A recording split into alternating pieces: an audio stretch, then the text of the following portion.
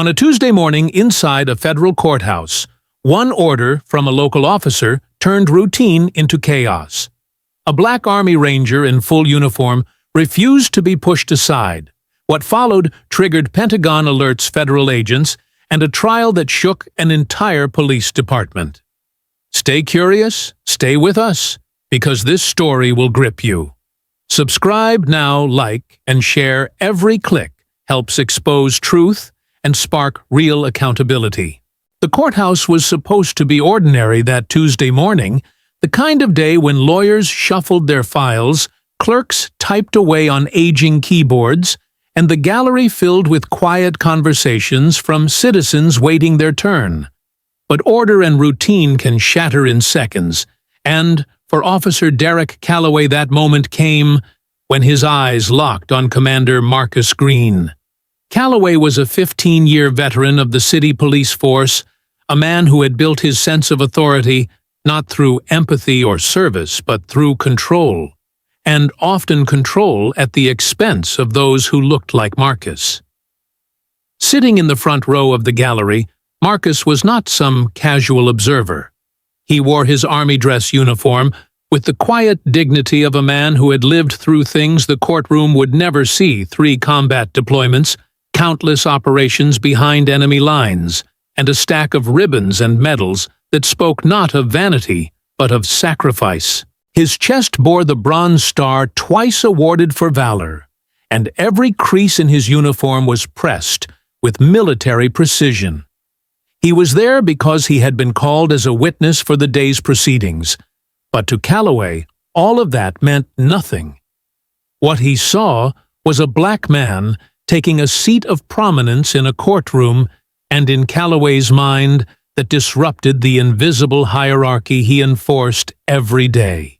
"Sir, you'll need to move to the back," Calloway said, his tone clipped and sharp, the kind of voice he had used dozens of times before. The words carried that artificial weight of someone who had grown too comfortable, giving orders without question, someone who confused the badge on his chest for unquestionable authority.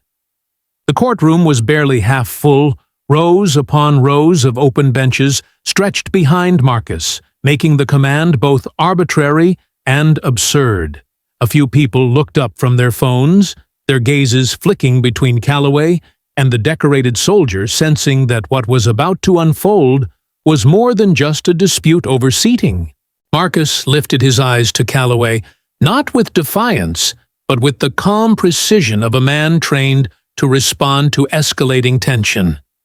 His voice was steady, measured, almost unnervingly composed, as he replied, "Officer Calloway, I'm scheduled to testify this morning. I'm not disrupting the proceedings, and I'm not causing any problems. I'll remain where I am." He didn't raise his voice, didn't gesture, didn't mirror the officer's aggression. Instead, he identified himself with quiet authority, his words as precise as his uniform. The contrast was startling, one man relying on intimidation, the other on discipline earned through service. But Calloway didn't hear recognition in Marcus's tone. He heard challenge. Years of unchecked behavior had trained him to see respect only when others lowered their eyes when they submitted. To him, Marcus's refusal was an insult. And when Marcus said his name, Officer Calloway, aloud, it cut deeper. Names carried power. Names meant accountability. To be named in a courtroom in front of witnesses was to be seen, and Calloway had spent years ensuring that those he bullied remained nameless, their complaints swallowed by bureaucracy. His jaw tightened, his shoulders squared. He repeated himself louder now, trying to reassert dominance.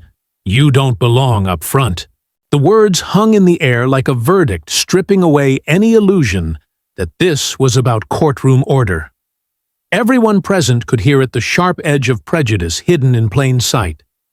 Marcus belonged by every measure: his service record, his scheduled testimony, his right as a citizen. Yet Calloway reduced him to someone unworthy of sitting near the front. The gallery grew still. Even those who didn't know military protocol could sense the imbalance. The uniform Marcus wore symbolized sacrifice, national defense, the Constitution itself. And yet, here in this courthouse, a local officer dismissed it all with a wave of arrogance. Marcus didn't rise, didn't flinch.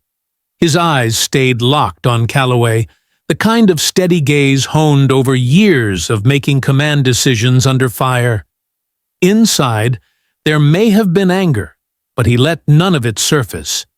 His composure was itself a weapon, a reminder that real authority isn't shouted, it's carried. That silence pressed against Calloway harder than any protest could have. For the first time, murmurs stirred among the spectators. A woman whispered, "Why should he move? There's plenty of space."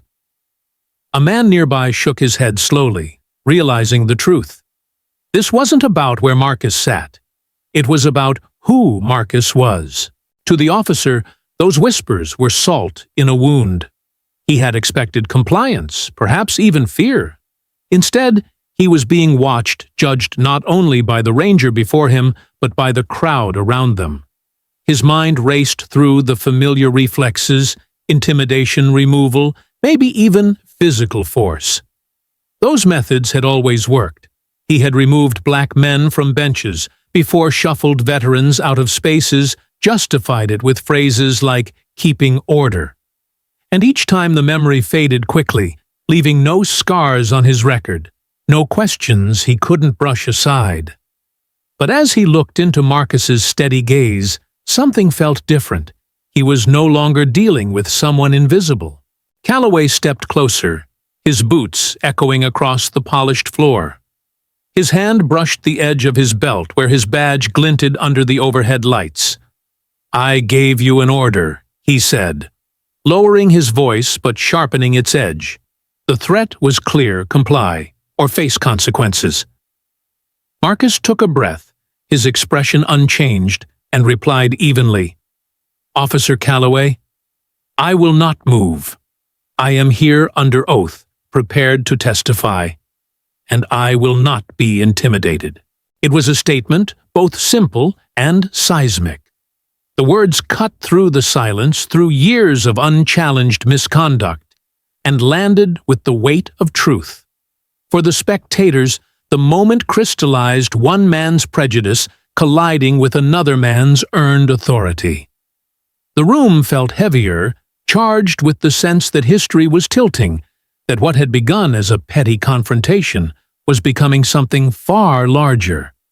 In the span of less than 5 minutes, a courtroom had transformed into a stage where justice, dignity, and systemic bias were all on display. What Calloway didn't yet realize was that his decision, so routine to him, had already set into motion forces far beyond his reach. Within moments, witnesses would remember the ranger's calm refusal. Within hours, federal authorities would descend on this courthouse. And within days, the entire country would be debating the difference between authority seized through intimidation and authority earned through sacrifice. But at that moment, in that still tense courtroom, the story was simple. A soldier in uniform refused to be treated as less, and an officer accustomed to unchecked power finally met resistance that would not yield. The silence in the courtroom had barely settled when Officer Derek Calloway made his choice.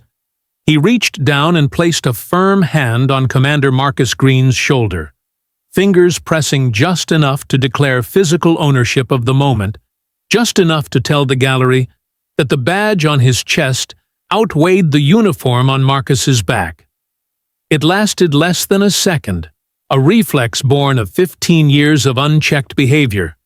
But that simple contact was enough to detonate consequences he could never imagine.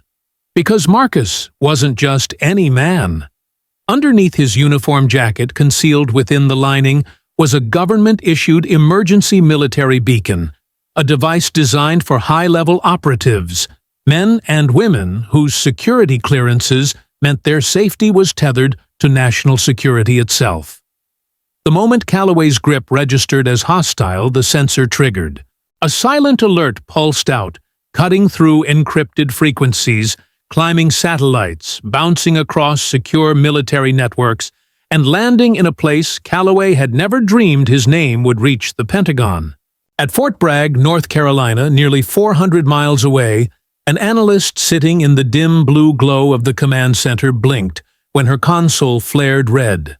The screen displayed a name she recognized instantly from classified operations briefings: Commander Marcus Greene, Army Ranger top secret SCI clearance, 3 combat deployments, multiple commendations. Her heart quickened. This wasn't a false alarm. This wasn't a training exercise. A live beacon had been activated inside a federal courthouse, a location that should have been among the safest places on American soil. Protocol dictated escalation, and she followed it with methodical precision. Within 30 seconds, she had routed the alert up the chain of command. Within 1 minute, the Secure Operations Command at Fort Bragg was on a 3-line call with Pentagon watch officers. Within 2 minutes, the incident was flagged as a threat to federal asset integrity, the highest tier of emergency response, short of an active battlefield engagement. Back in the courtroom, no one noticed the invisible pulse that had just changed the course of the day. Calloway still loomed over Marcus, convinced that his authority remained intact. Marcus said nothing. He didn't need to. He felt the faint vibration from his beacon, the confirmation that his situation had been escalated beyond the reach of local intimidation. His calm gaze lingered on Calloway's face, and in his silence was a promise your world is about to collide with mine. By the 3rd minute, the alert landed on the desk of Captain Jordan Price, commander of the Military Police Quick Reaction Force, assigned to federal oversight of high-level clearance personnel. Price was not a man prone to panic. He had cut his teeth in Iraq and Afghanistan, overseeing rapid response units in cities where hesitation meant death. When his secure phone vibrated with the message, "Federal Courthouse Incident, Commander Greene," he knew the weight immediately. His first question to his staff was clipped status of the asset. The voice on the other end was calm, professional, rehearsed. "Asset is stationary. Threat level currently assessed as local law enforcement. Physical contact reported. No injuries confirmed. DOJ liaison en route." Price straightened in his chair.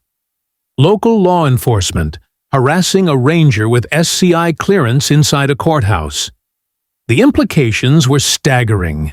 If a decorated Army Ranger could be disrespected, dismissed, even assaulted by civilian police in a federal building, what did that say about the broader relationship between the military and the very citizens they served?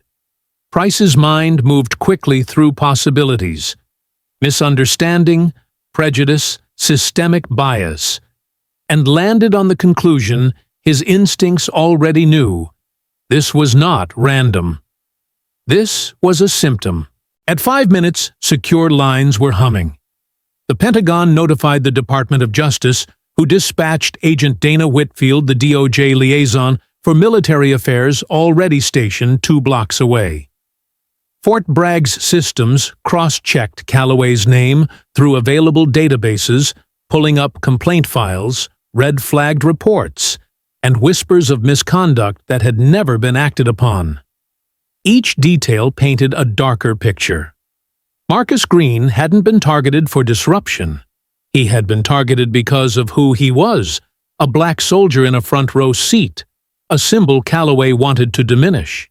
Inside the courtroom, the audience was still silent, unaware that beyond the walls, federal oversight was already converging. The hum of ordinary proceedings had given way to a charged stillness, spectators waiting for either compliance or confrontation. Calloway pressed harder, his grip shifting as though to force Marcus upward, but Marcus didn't budge. Instead, he spoke quietly, his tone almost conversational, yet it carried the weight of inevitability. "Officer Calloway, remember this moment. In about 3 minutes, You're going to understand the difference between local authority and federal jurisdiction. Those words were not bravado. They were fact rooted in the invisible machinery already mobilizing in his defense. By the 7th minute, Captain Price had initiated rapid response coordination. He requested secure video feeds from courthouse cameras, military intelligence flagged the courthouse perimeter, and DOJ officials in Washington prepared for possible civil rights escalation. What Calloway thought was a minor act of intimidation had now become a matter of national security oversight. The irony was brutal. For 15 years, Calloway had exercised unchecked control. He had moved black men out of line, pulled veterans aside, and convinced himself that these acts were small demonstrations of order. No one had stopped him. Supervisors had looked away. Complaints had dissolved in bureaucracy. But in that instant, his routine harassment had tripped the wire of the most powerful security apparatus in the world. What he dismissed as ordinary prejudice had activated extraordinary consequences. Marcus sat still, a study in controlled calm, while inside his pocket, his phone buzzed softly with encrypted confirmation messages beacon acknowledged. Pentagon monitoring. Federal liaison inbound. He knew what that meant. He was no longer simply Marcus Greene, individual witness. He was now Marcus Greene, federal asset. And the assault against him was no longer personal. It was systemic, and it was documented at the highest levels. By the 10th minute, Agent Dana Whitfield pushed through courthouse doors. Her badge already displayed her voice, cutting across the tension with the clarity of federal authority. Officer Calloway, she called her tone sharp enough to freeze him mid-motion. "I need to speak with you immediately." Calloway turned, confusion etched across his face. The spectators stirred. Something was happening that broke the script, something he hadn't accounted for. The smug laughter he had used seconds earlier died in his throat as he saw the seriousness in her stance. And behind Whitfield, unseen by the gallery, more machinery was moving. Military police, federal prosecutors, Pentagon watch officers, all aligning around a single fact.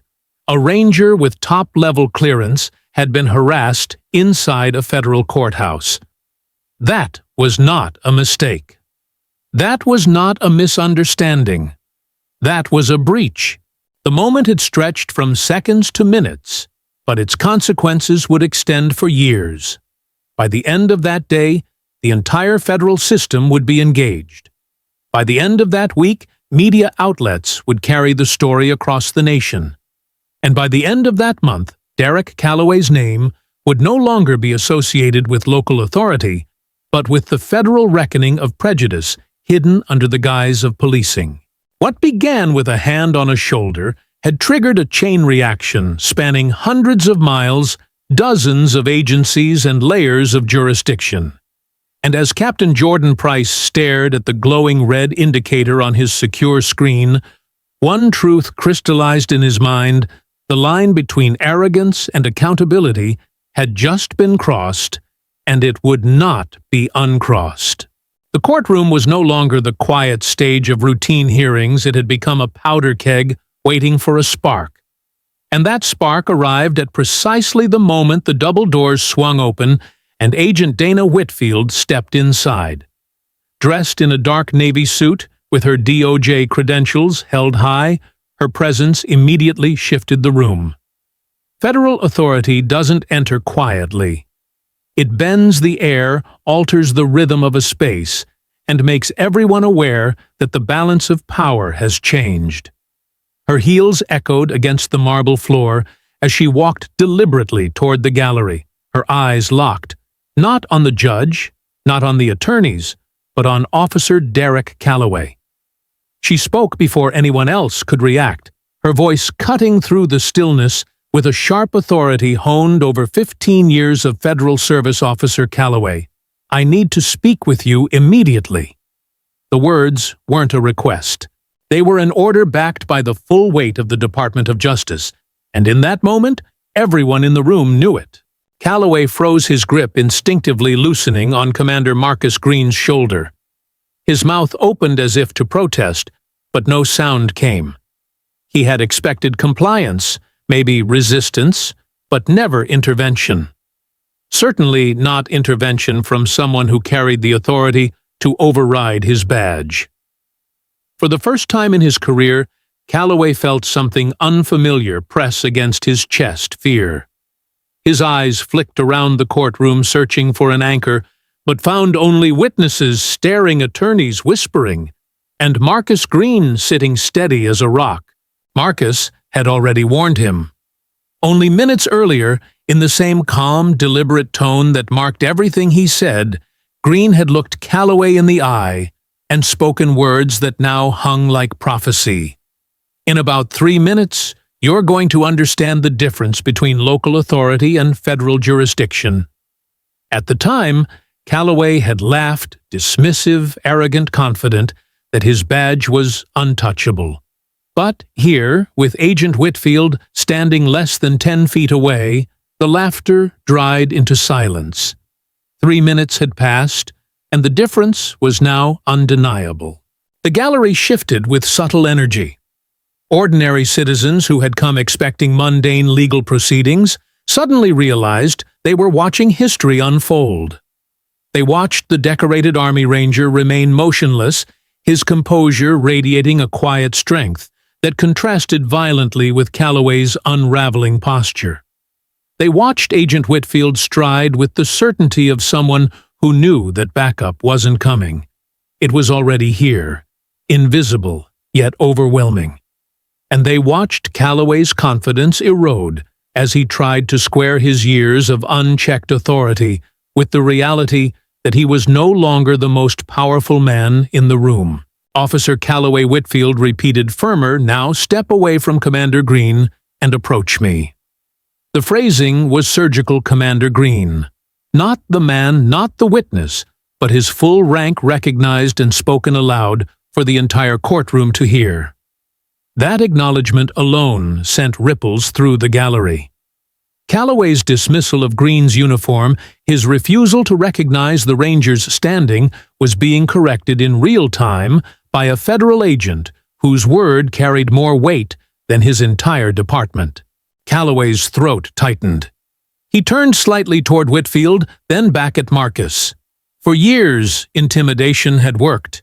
A sharp order, a hand on a shoulder, a raised voice, those tools had cleared paths for him without consequence.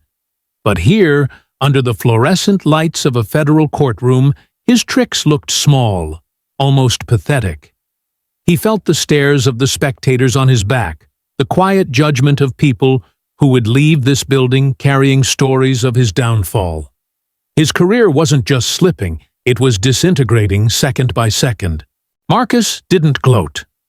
He didn't smirk. Instead, he leaned back slightly, his voice carrying just enough for Calloway to hear, "This is what accountability feels like." The words were soft, yet they hit like artillery. Calloway's face flushed as he realized Marcus wasn't simply a man in uniform, he was a symbol, and every second of this confrontation was becoming evidence of Calloway's prejudice and abuse of power. Whitfield stepped closer, lowering her voice just enough to make the moment intimate, but still audible to those nearest. "You are out of your depth, officer. What you did just triggered federal protocols. This isn't about courtroom order anymore. This is about civil rights, national security, and federal jurisdiction." Each word landed like a nail in the coffin of Calloway's authority. She didn't need to raise her voice. The law itself spoke through her. For a brief moment, Calloway considered doubling down, asserting his authority, insisting that he was maintaining order. But the weight pressing against him was undeniable. He saw it in Whitfield's unwavering eyes, in the unshaken composure of Marcus Greene, in the gallery's hushed expectancy. Most of all, he felt it in the silence of his own colleagues, the other local officers stationed nearby, who avoided his gaze, unwilling to intervene on his behalf. alone, exposed, and facing a force larger than anything he had prepared, for Calloway realized he had crossed a line that could never be uncrossed. The judge finally broke her silence, her gavel striking once against the bench. "Officer Calloway, step aside. This court will not be disrupted further." Her tone carried restrained fury, the kind reserved for officers who embarrass the system they were sworn to uphold. The combination, the judge's command, Whitfield's authority, and Greene's unyielding calm was more than Calloway could withstand. His hand fell from Marcus's shoulder. His boots felt like lead, as he forced himself to walk toward Whitfield, each step echoing like a surrender. As Calloway approached, Whitfield leaned toward him and whispered, "You've just endangered not only your career, but the integrity of your entire department. Think carefully before you open your mouth again." Calloway swallowed hard, his usual swagger replaced by a stiffness that betrayed the fear surging through him. He had spent 15 years believing there would never be consequences. Now, standing inches away from a federal agent with the full power of the DOJ at her back, he understood that those years of impunity had ended in this moment. Behind them, Marcus remained still. His silence was not passive, it was powerful. The silence of someone who knew the gears of accountability were already turning grinding unstoppable. In less than 10 minutes, a simple act of prejudice had escalated into a federal incident. And everyone in that courtroom, every witness, every clerk, every attorney understood they had just watched the fault line of authority shift beneath their feet. By the time Whitfield escorted Calloway toward the side chamber for questioning, the gallery buzzed with murmurs. Phones lit up text messages, fired social media posts drafted. People knew they had seen something rare, the exact moment when unchecked local authority collided with the immovable wall of federal power. For Marcus Greene, it wasn't victory. It was validation. For Derek Calloway, it wasn't just a confrontation. It was the beginning of his unraveling. And in Washington and Fort Bragg and the Pentagon's secure phones continued to ring. The incident wasn't over, it was only beginning. The air in the courthouse was still buzzing from Agent Dana Whitfield's arrival when the first threads of Officer Derek Calloway's history began to unravel. What looked to the public like a single incident, a uniformed Army Ranger refusing to yield his seat to a prejudiced officer, was already expanding into something far more damning. In the secure conference room just steps away from the courtroom, Whitfield initiated the preliminary inquiry, her laptop tethered to DOJ's encrypted database. Within minutes, red flags flashed across the screen. 14 separate complaints. 10 years. Nearly all filed by Black service members, veterans, or their families. The number wasn't just high, it was staggering. 14 times in a decade, citizens with military ties had put their grievances on record, naming Calloway directly. Each time the reports had either been unsubstantiated or quietly closed without consequence. What appeared before Whitfield wasn't the profile of a misunderstood officer. It was the paper trail of a man who had built a career out of systematic harassment, cloaked in the authority of his badge. As the discovery sank in, Detective Alan Mercer stepped forward, a man whose tired eyes carried the weight of years spent inside internal affairs.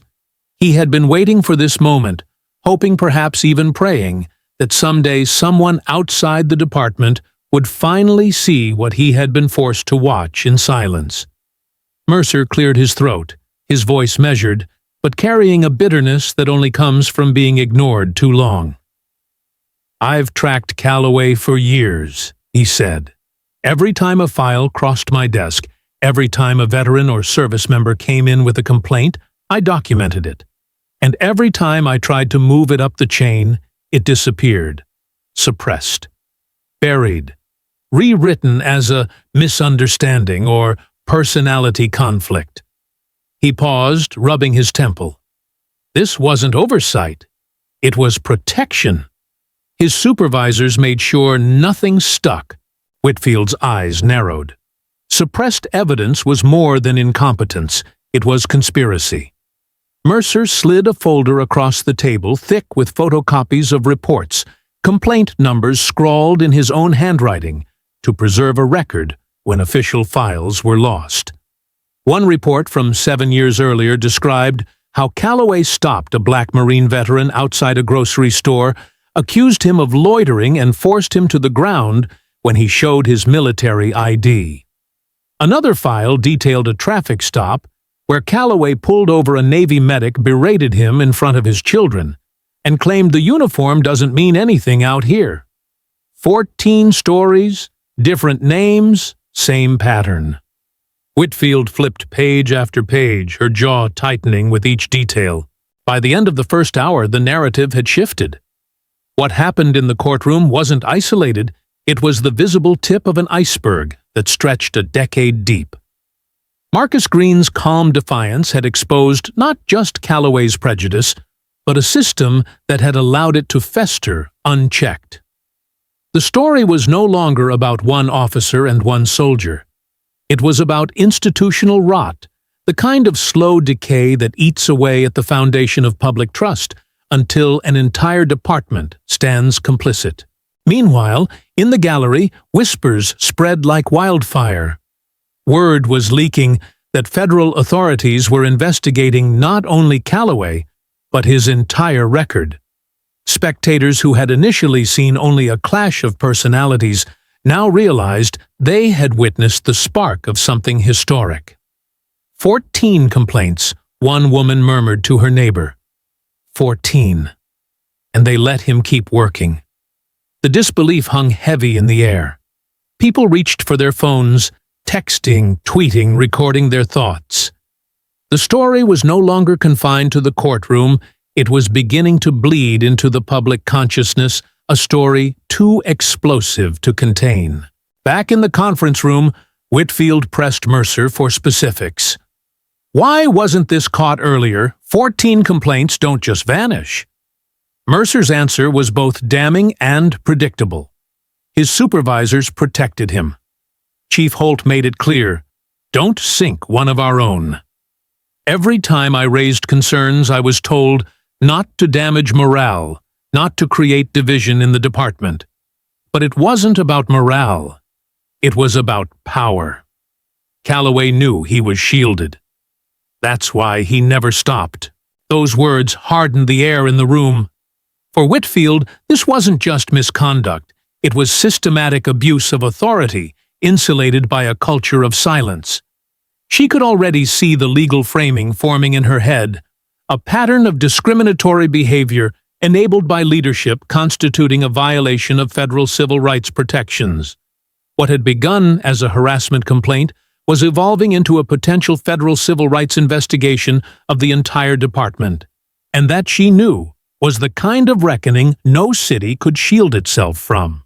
Marcus, still seated in the courtroom, remained a quiet pillar, unaware of the storm already building on his behalf. But the murmurs around him told him something had shifted. He had felt Calloway's hostility firsthand, the same hostility countless others must have felt before him.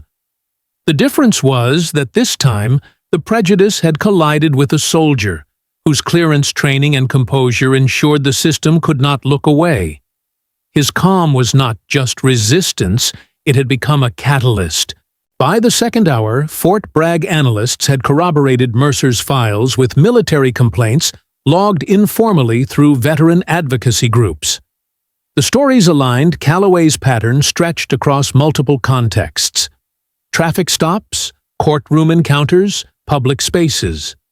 Veterans who had served overseas returned home to find themselves treated like criminals in their own country, not by strangers, but by a man with a badge and unchecked prejudice. The implications were devastating. For every documented complaint, there were likely dozens unfiled stories lost to fear fatigue or futility. Whitfield knew that the 14 reports were not the whole story. They were the survivors, the fragments that slipped through despite the department's efforts to bury them. Multiply that number by 10 years by one officer with unchecked authority, and the scope became impossible to ignore. Mercer leaned back, his voice quieter now, almost resigned. I tried to stop him. I tried to warn them. But every time the higher-ups said the same thing, don't embarrass the department. Don't stir trouble. Well, now trouble's here. His words carried a mix of bitterness and relief, the exhaustion of a man who had spent his career documenting truth in a system built to ignore it. Whitfield closed the folder with deliberate care. Detective Mercer, you've done more than you know. These files may be the foundation of something bigger than this city, bigger than this courtroom. We're no longer just talking about Officer Calloway.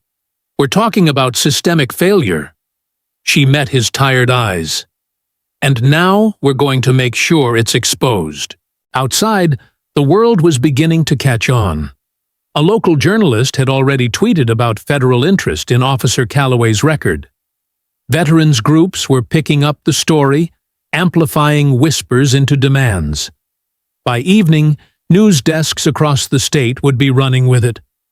What had begun as a single confrontation was rapidly evolving into a national story, one that reframed Derek Calloway not as a lone rogue officer, but as the embodiment of a system that enabled abuse against those who had sworn to protect the nation. And as Marcus Greene sat quietly still in the front row where it all began, he understood, without needing to hear the details, this was no longer about him. It was about everyone who had come before him, silenced and dismissed. 14 complaints in 10 years, now finally each one had found its voice through him. The pattern was undeniable. The reckoning had begun. The weight of the discovery that Officer Derek Calloway had 14 documented complaints over 10 years, almost all from black service members or veterans, did not remain confined to the courthouse walls. Once Agent Dana Whitfield secured Detective Mercer's files and relayed them through federal channels, the story rippled outward with startling speed. Within hours, what began as a local confrontation was framed in Washington as something far more dangerous, a potential national security risk. That language was not rhetorical flourish. It was codified reality. At Fort Bragg, Captain Jordan Price, commander of the Military Police Quick Reaction Force, was summoned to give his assessment via secure link to DOJ prosecutors. Sitting stiff-backed in his uniform, his words carried the gravity of decades of military service. When civilian law enforcement officers target service members, especially those with security clearances, he testified they undermine not just individual dignity, but the operational readiness of the force. Every soldier who fears harassment off base carries that weight into their mission. And when commanders like Greene are dismissed in uniform, it signals a broader disrespect for the federal authority that uniform represents. His words hit like artillery, clear, direct, undeniable. That testimony was entered into federal record, and within minutes it was circulating across secure networks, flagging the case as more than civil rights. It was framed as compromising national defense. And when the Pentagon speaks in those terms, ears turn. Within 12 hours of Calloway's courthouse confrontation, whispers spread across the entire Army Ranger community. Marcus Greene's name began appearing in unit chat threads, encrypted group messages, and veterans forums. Rangers serving in Syria, Iraq, and Africa saw the headlines. Men and women who had fought beside Greene in dusty villages and hostile mountains read about how he had been told by a local officer that he didn't belong up front. They remembered his leadership under fire, his quiet strength during missions when everything depended on calm under pressure. They knew Marcus Greene wasn't just some random witness. He was a soldier's soldier, the kind of man who had earned respect not through words, but through action. To see him humiliated in a courtroom by someone wielding a badge like a weapon was intolerable. By the 24-hour mark, the outcry had moved from whispers to organized outrage. Veterans groups across the country issued statements. The Army Ranger Association released a public letter declaring, "Any attack on one of our own in uniform is an attack on all of us." Service members must never be diminished by prejudice in the very courts that exist to uphold the Constitution they swore to defend. The letter was signed by more than 200 veterans, including retired generals whose names carried weight on Capitol Hill. The Military Officers Association of America followed with a statement of their own calling for immediate investigation into systemic harassment of service members by civilian police departments. Social media lit up.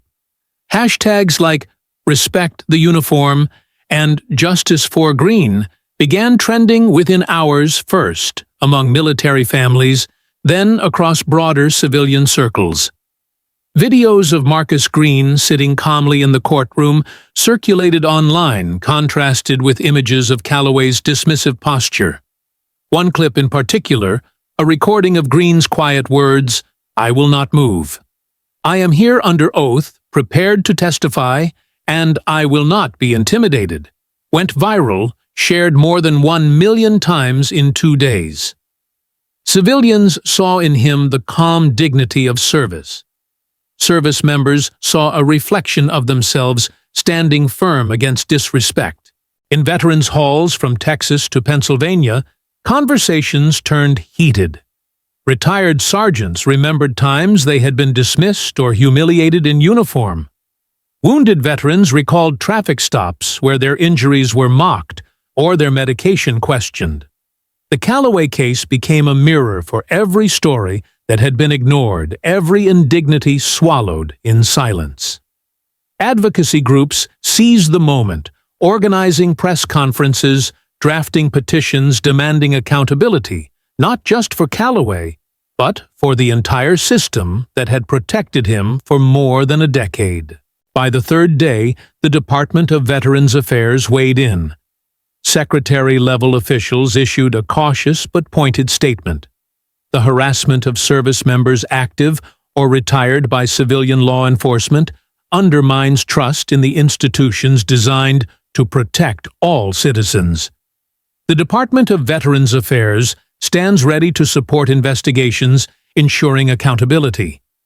The words were careful, bureaucratic, but the symbolism was massive. When an entire cabinet-level department signals alignment with an investigation, the momentum shifts irreversibly. Meanwhile, Captain Price's testimony continued to echo. On military bases across the country, commanders called impromptu meetings to discuss the case. If it can happen to Commander Greene, one colonel told his soldiers it can happen to any of us. But this time, it won't be ignored. Soldiers nodded, some quietly, furious, others determined. The story was no longer about one courthouse. It had become a question about the respect afforded to those who put their lives on the line. Civilians felt it too. In city after city, ordinary citizens began to frame the story not as military versus police, but as accountability versus abuse. Churches held prayer vigils for Greene and for all service members facing prejudice at home. College students shared articles dissecting systemic racism within policing and its intersection with military service. Civil rights organizations joined forces with veterans groups, issuing joint statements calling the case a turning point in the struggle for equal dignity. For Marcus Greene himself, still moving quietly between debriefings and interviews, the wave of support was humbling. His phone buzzed constantly with messages from soldiers he had served with. "We've got your back. Saw the news from Iraq, proud of you. You stood for all of us that day." Some messages came from names he barely remembered, soldiers from joint missions overseas, who now felt bound to him through the story spreading back home.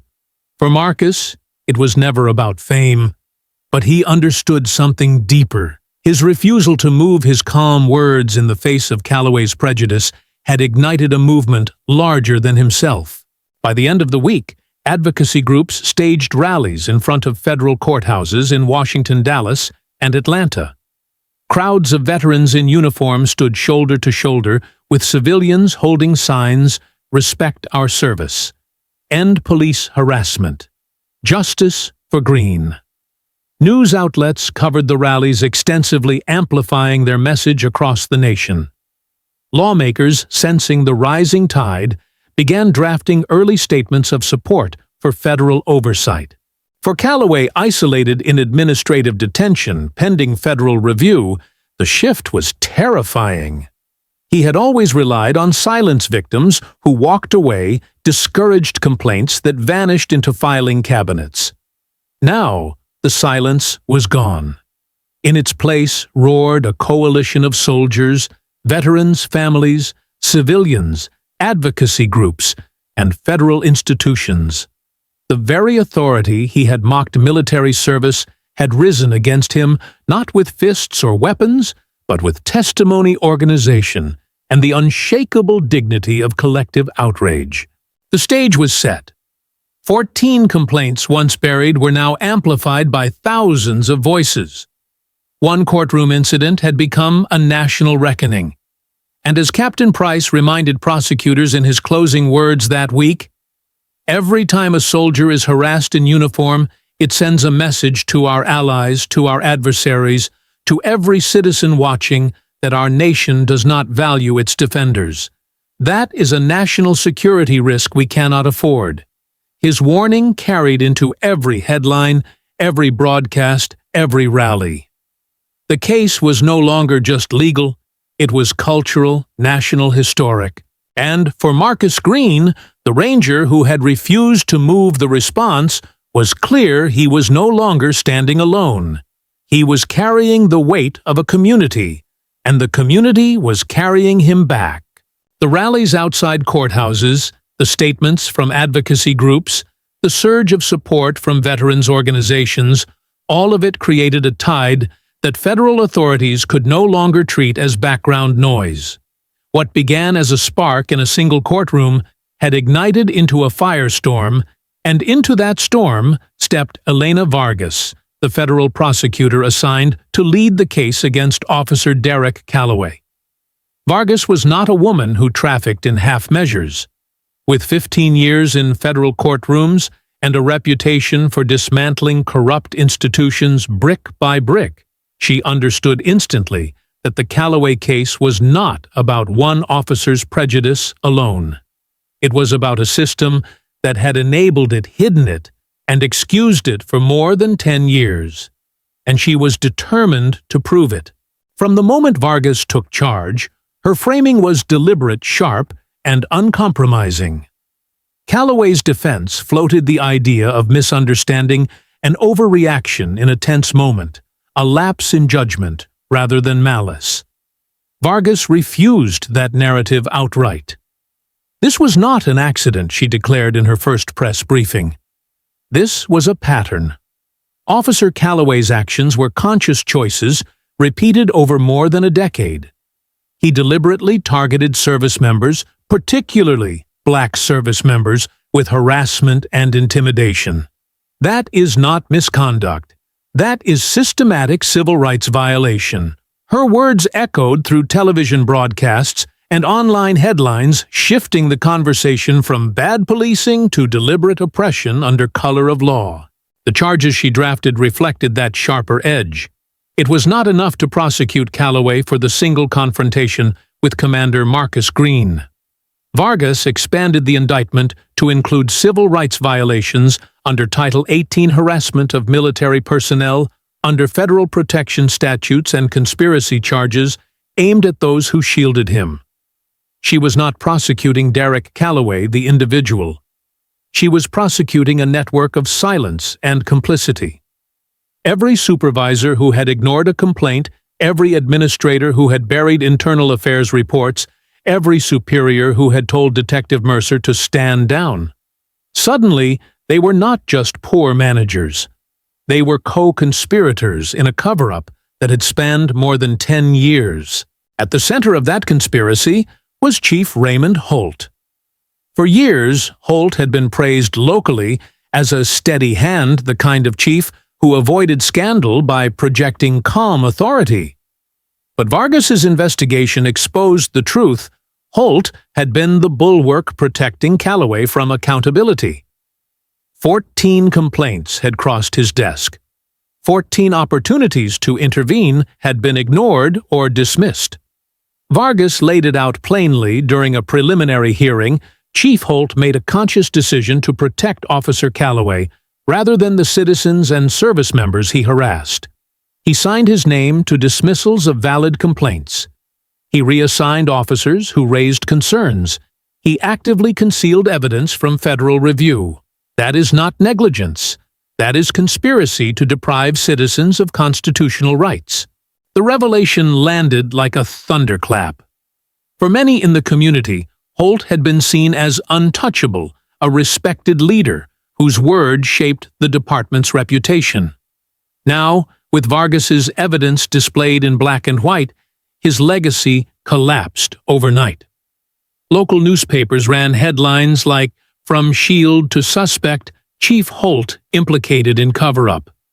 Community members who once trusted him spoke of betrayal, and veterans who had filed complaints years earlier, only to be ignored, now saw his name directly tied to their silencing. In building her case, Vargas leaned heavily on Detective Mercer's documentation. The files Mercer had quietly copied and preserved became the backbone of the conspiracy charge. His testimony given under oath was devastating. "Every time I raised a red flag, Chief Holt told me to let it go. He signed off on closing investigations without review. I was told not to embarrass the department. I was told these veterans were exaggerating, or unstable, or mistaken. But every single one of them told the same story. Calloway harassed them. Holt protected him." The jury of public opinion didn't need law books to understand what that meant.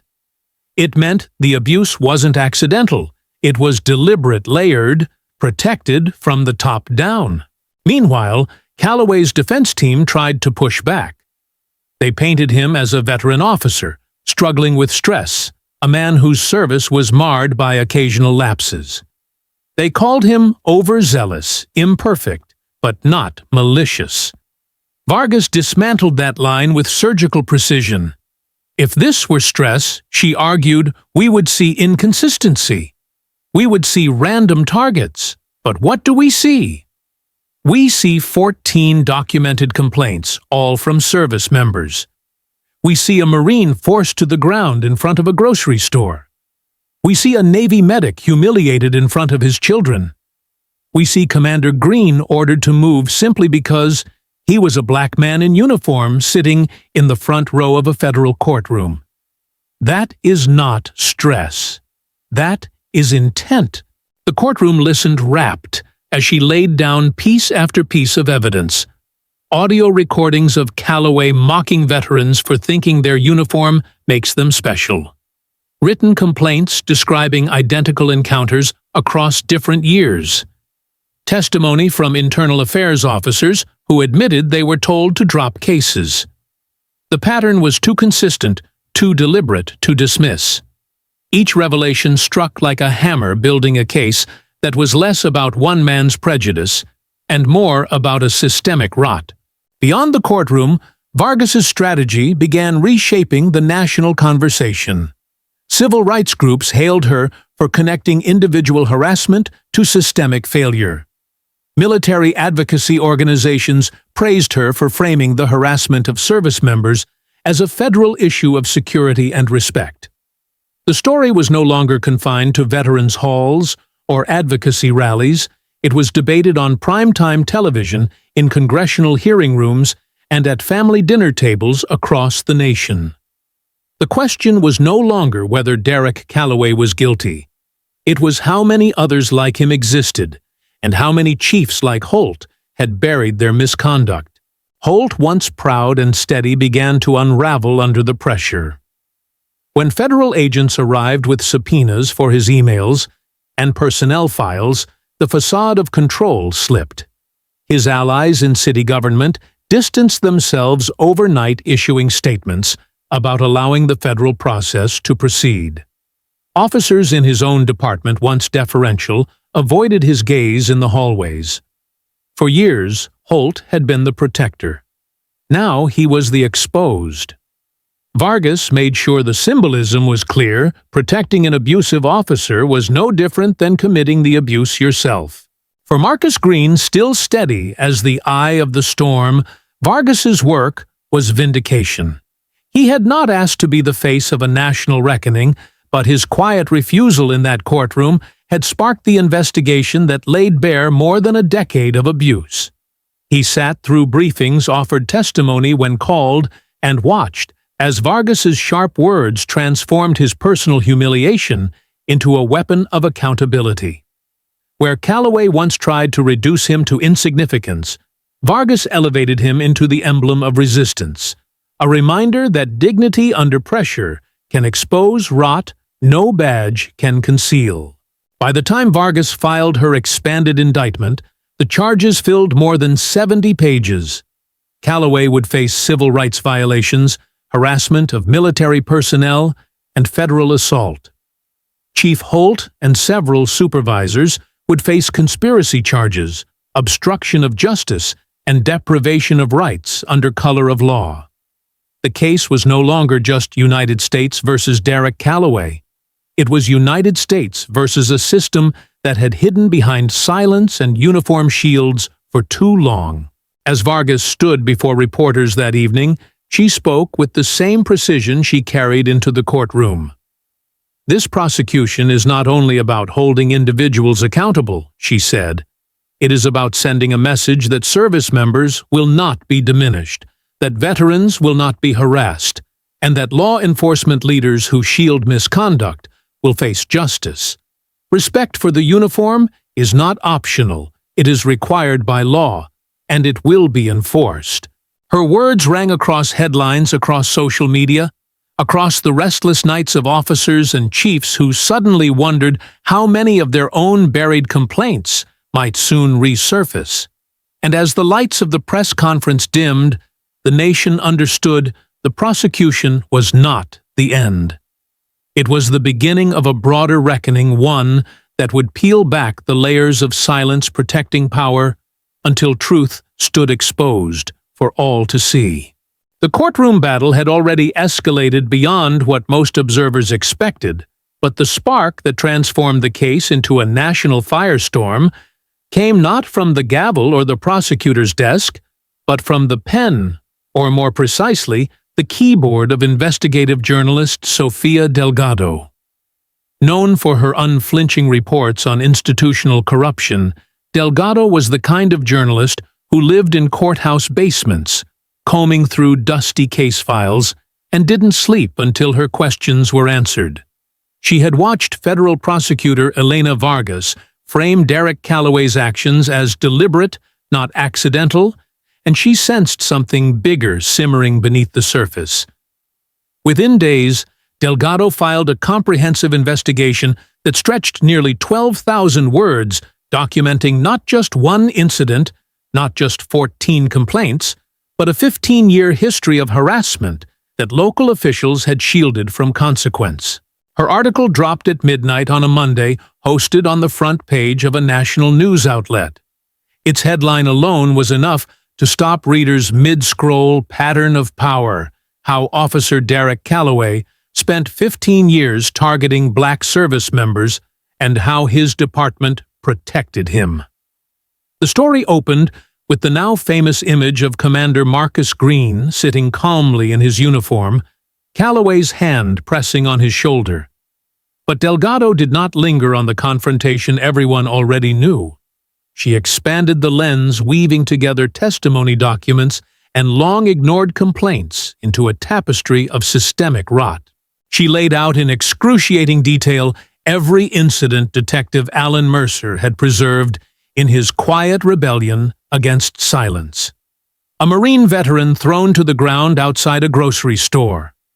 A Navy medic forced to watch his children cry while Calloway mocked him during a roadside stop. A wounded Army corporal told his combat scars didn't entitle him to special treatment. Each account stood on its own as a tragedy of humiliation, but together they revealed a deliberate pattern. Calloway's contempt for those in uniform, particularly black men and women who had worn it with pride, was not a quirk of personality. It was a campaign. Delgado's prose carried the weight of outrage, wrapped in the cool precision of fact. For 15 years, she wrote, Officer Calloway was not a rogue cop. He was a protected one. His superiors, including Chief Raymond Holt, signed off on dismissals, ignored patterns, and silenced internal affairs warnings. They did not fail to act, they chose not to. It was the same conclusion Vargas had argued in court, but Delgado's report reached far wider than legal transcripts ever could. Within hours of publication, the story was everywhere on television panels, dissected by experts on Twitter threads, with veterans sharing their own encounters on Facebook feeds, where parents of service members demanded justice. Most damning of all were the voices of the victims who had finally decided to step forward publicly. Delgado's report included first-hand interviews that transformed abstract complaints into living, breathing testimony. Among them was Sergeant Leah Morgan, a decorated Marine, who recounted how Calloway stopped her one afternoon as she drove her 2 children home from school. He accused her of reckless driving, though there was no evidence of it, ordered her kids out of the car, and forced them to stand on the roadside as he rifled through their backpacks, claiming he was checking for drugs. Leah remembered the way her daughter, just 9 years old at the time, clutched her brother's hand, both of them trembling as they watched their mother stand powerless. He looked at me, Leah told Delgado, and said, "You think the uniform makes you somebody out here? It doesn't mean a thing." I had fought in Afghanistan. I had buried friends. And there I was, being humiliated in front of my children like I was nothing. Her testimony broke something open in the national psyche. The image of a mother in uniform degraded before her children cut through political lines and talking points. Within 24 hours of Delgado's story, running Leah Morgan's interview had been replayed on every major network. Hashtags like Saturn Justice for Leah and Denadern Stand with Greene joined the already trending Saturn Respect the Uniform. The outrage spread beyond military families to ordinary citizens who may never have worn a uniform but understood the deep cruelty of stripping dignity from someone who had served. By the 48-hour mark, Delgado's report had been read by more than 6 million people, and the numbers only climbed. Social media feeds exploded with veterans sharing their own encounters with police hostility. Civil rights advocates amplified the voices of those who had long warned that racism in policing was not confined to traffic stops or street corners, it was embedded in institutional culture. And now the Calloway case provided the proof. 15 years of ignored complaints, one officer shielded by a complicit chief, and a trail of veterans left humiliated and unheard. Candlelight vigils sprang up spontaneously outside federal courthouses in cities across the country. In Washington, D.C., veterans and civilians gathered shoulder to shoulder holding photographs of service members alongside signs that read, "Protect those who protect us and end the cover-up." Civil rights leaders gave fiery speeches connecting Calloway's actions to a broader crisis of authority unchecked. When a police badge can humiliate a soldier's uniform, one speaker declared, "We have crossed into dangerous territory for democracy itself." Delgado, watching the firestorm unfold, received both praise and threats. Her inbox flooded with messages from veterans thanking her for giving voice to their pain, but also from law enforcement unions accusing her of smearing police. She ignored the noise. Her purpose was clear: expose the truth so it could no longer be buried. And in that, she had succeeded. Her report became the reference point in congressional hearings, DOJ briefings and courtroom arguments alike. Even federal prosecutor Elena Vargas, never one to lavish praise, acknowledged in a statement, "The work of investigative journalism has amplified the voices of victims and underscored the urgency of accountability." Sofia Delgado's reporting has brought sunlight where institutions left shadows. Calloway, sitting in federal custody, read snippets of the coverage through his attorney. Each headline was a nail tightening around him. Each victim stepping forward added weight to the prosecution's case. And each broadcast of Leah Morgan's trembling voice stripped away the last illusions of his authority. For a man who had spent 15 years controlling the narrative, the loss of control was total. He was no longer a veteran officer of the law. He was a national symbol of abuse, his name synonymous with arrogance, racism, and betrayal. But perhaps the most profound effect of Delgado's report was not on Calloway or even on the prosecution. It was on the ordinary people watching, sharing, and reacting. Veterans who had once felt invisible found themselves at the center of national attention. Civilians who had never questioned the treatment of soldiers now asked hard questions about policing prejudice and respect. And for Commander Marcus Greene, whose quiet refusal had set all of this into motion, the report transformed him from a single man in a courtroom to the emblem of a movement. His silence, his dignity under Calloway's hand, became the enduring image of resistance. By the end of the first week, the story had gone fully viral. More than 20 million views across platforms. Thousands of new complaints filed by veterans inspired to speak up. Congressional leaders calling for hearings into police harassment of service members. Civil rights and military advocacy groups forging alliances once thought unlikely. What began as one officer's act of prejudice was now reshaping the national conversation about power, respect, and accountability. And at the heart of it all was Sofia Delgado's report, a work of relentless journalism that stripped away the shield of silence, gave voice to the humiliated, and proved that when truth is armed with facts and courage, it can topple even the strongest walls of complicity. The courthouse that once echoed with routine hearings and murmurs of small-town disputes now carried the gravity of history. Months of investigations, protests, and media firestorms had led to this moment, the federal trial of Officer Derek Calloway. Presiding over it was Judge Harriet Collins, a jurist with 23 years on the federal bench, known for her sharp intellect, unwavering composure, and a reputation for steering the most complex civil rights cases with both precision and humanity. When she entered the courtroom on that first morning, the room rose not merely out of custom, but out of an unspoken acknowledgement that this was no ordinary proceeding. Her very presence signaled the magnitude. This was not just United States versus Calloway. It was the nation versus a system that had allowed prejudice to wear a badge unchecked for 15 years. Judge Collins's opening remarks set the tone. "This court is not blind to the historical weight of these proceedings," she said, her voice steady, commanding. "We are tasked not only with adjudicating the guilt or innocence of one man, but with addressing patterns of conduct that threaten both civil rights and national security. Let the record reflect the seriousness with which this court approaches the matter." Her words rippled through the gallery, where veterans in uniform sat shoulder to shoulder with civilians, reporters, and advocacy leaders. Everyone understood history was being written here.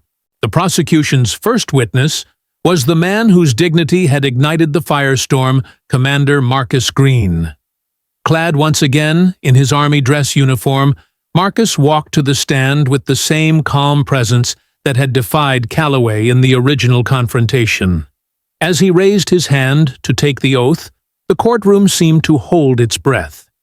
He recounted the events of that Tuesday morning with measured precision, never exaggerating, never faltering. "I was seated in the front row, as instructed for my scheduled testimony," he began. Officer Calloway approached me and ordered me to move. I identified myself, explained that I was not disrupting the proceedings. He dismissed my rank, dismissed my uniform, and placed his hand on me with the intent to remove me. His voice was steady, but beneath it ran a current of restrained anger sharpened by years of service and sacrifice. Calloway's defense had argued that his actions were misunderstood, that he was simply enforcing courtroom order. Marcus dismantled that narrative in a single line. There were dozens of empty seats behind me. There was no disruption. The only factor was me, my presence, my uniform, and the color of my skin. The words landed like a hammer echoing in the silence that followed. The next wave of testimony came from victims whose stories had been buried for years, but resurrected by Delgado's reporting and Vargas's relentless prosecution.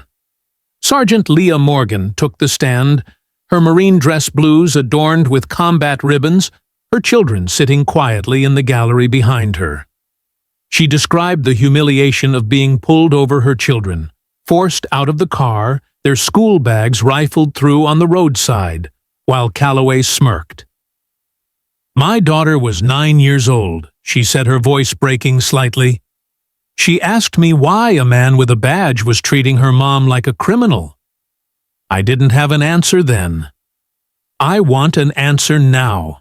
Then came Sergeant Maria Hernandez, a Marine veteran whose testimony cut through the courtroom like glass. She described Calloway's sneering words, his contempt for her service, the way he made her children stand on the curb while he mocked her combat experience. "He told me real soldiers didn't need painkillers for combat injuries. I buried friends who didn't come home. And this officer, this man, stood there and told me my service didn't matter. He didn't just humiliate me. He humiliated my children." Her words were not simply testimony. They were an indictment of systemic cruelty, of a culture that allowed one officer's hatred to become policy through silence. The defense attempted to push back, painting Calloway as overzealous a man under pressure who made errors of judgment but never acted out of malice. Vargas rose with the precision of a surgeon and dismantled the argument point by point. She held up complaint files, 14 in total, each one stamped with dismissal by Chief Raymond Holt. One complaint might be a misunderstanding. 2 complaints might suggest miscommunication. But 14 complaints, over 10 years, all from service members. That is not miscommunication. That is not misunderstanding. That is a pattern. And patterns are built by choices. In her cross-examination, Vargas delivered the line that crystallized the entire case. This wasn't a mistake. These were choices, choices rooted in bias made under the color of law. The words reverberated through the courtroom landing with a force that no defense objection could dilute. To emphasize her point, Vargas presented video evidence, courthouse surveillance footage of Calloway's hand pressing down on Marcus Greene's shoulder. The silence in the room as the footage played was absolute. It was the moment of contact, the trigger, that had sent Pentagon alerts ringing and federal agents racing. Played frame by frame, the image stripped Calloway's defense bare. Judge Collins watched intently, her expression unreadable, but her pen moving steadily across her notes. She knew that this trial, like so many she had presided over, would not only deliver a verdict but establish precedent. The testimony was not only dismantling Calloway's defense, it was laying the foundation for a legal framework where harassment of service members by civilian officers could no longer be brushed aside as a matter of local discipline. More witnesses came forward. Internal Affairs Officer Alan Mercer, who spoke of years documenting Calloway's misconduct only to see his reports buried. His testimony revealed the complicity of Chief Holt, who appeared via subpoena and was visibly shaken as prosecutors displayed his signature across dismissal after dismissal. What Holt had thought was protection for his officer was reframed as a conspiracy to deprive citizens, specifically service members, of their constitutional rights. The gallery reacted audibly when Holt's role was laid bare. Gasps, whispers, the shifting of bodies on wooden benches. It was the sound of a community realizing that betrayal had not been confined to one man's prejudice, but spread through the highest levels of leadership. Judge Collins rapped her gavel for silence, but the tremor in the room lingered. The defense's closing strategy leaned on sympathy, urging the jury to see Calloway as a flawed officer, not a monster. But Vargas's closing argument obliterated that fragile shield. She reminded the jury of Leah Morgan's trembling children, of Maria Hernandez's scars, of Marcus Greene's quiet dignity. She reminded them of every voice silenced by Holt's pen. The badge, she said, pointing toward Calloway, is meant to protect the Constitution. He used it to violate it. The uniform Commander Greene wore is meant to embody sacrifice. He dismissed it. These are not the actions of a man overwhelmed. These are the deliberate choices of a man protected by a system of silence. And today, that silence ends. The jury sat stone-faced, absorbing her words. In the gallery, veterans and civilians alike leaned forward, knowing they were witnessing not just a trial, but a turning point. Judge Collins adjourned for the day, her gavel striking with a sound that seemed to carry the weight of history itself. As the courtroom emptied into the fading afternoon light, no one left unchanged. For the first time in 15 years, the truth about Derek Calloway had been spoken aloud under oath in a federal courtroom. For the first time, the voices of those humiliated, dismissed, and silenced had been amplified by the machinery of justice. And for the first time, it seemed possible that accountability would not only punish the guilty, but transform the very system that had enabled him. The final day of the trial arrived like the closing act of a play that had been building for 15 years.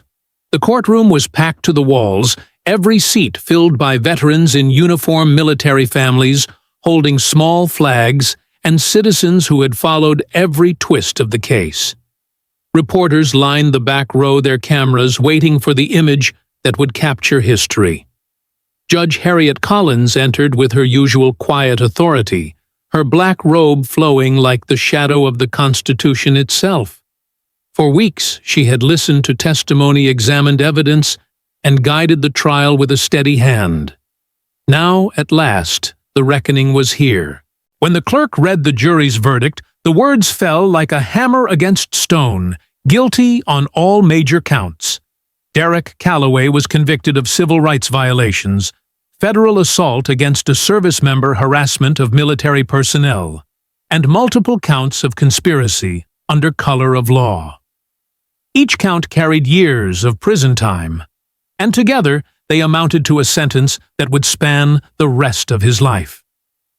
Judge Collins leaned forward, her voice resonant and clear as she pronounced the sentence: 50 years in federal prison, without the possibility of parole. She spoke each word with deliberate weight, making sure the gallery and the cameras understood that the punishment was not symbolic. It was real, binding, and historic. Calloway sat slumped at the defense table, the swagger gone, his face pale as the reality settled in. For the man who had once strutted through courtrooms and streets with unchecked arrogance, the sentence was not just a punishment. It was a stripping away of power he had abused for too long. But Judge Collins was not finished. She turned her gaze toward the role of leadership in the conspiracy. This court recognizes that no officer acts alone, she said. Chief Raymond Holt, through his deliberate suppression of evidence and obstruction of internal affairs investigations, participated in a conspiracy to deny constitutional rights. Holt, already indicted in a separate case, lowered his head as she confirmed the charges: conspiracy and obstruction of justice. The ruling made clear that silence and protection of misconduct were crimes in themselves. In that moment, the gallery saw not only Calloway fall, but the collapse of an entire shield of complicity. The room was heavy with silence when Commander Marcus Greene rose to deliver a statement. Dressed once again in his army dress uniform, he walked to the podium, his bearing calm and steady as ever. He did not speak of himself, though the cameras waited for him to. Instead, his words stretched beyond the courtroom. "This was never about me," he said, his voice deep and measured. "It was about every service member who deserves respect, not harassment. It was about every veteran who wore the uniform overseas only to be diminished at home. And it was about the promise of this nation that the rights we defend abroad are honored here, in our own courts and our own streets." His words carried the weight of lived sacrifice, the authority of someone who had led men in battle and chosen silence over self-pity when others would have shouted. The gallery erupted in applause, veterans standing to honor him not as a symbol of victimhood, but as a leader who had turned personal humiliation into collective dignity. Judge Collins's ruling established something larger than Calloway's conviction.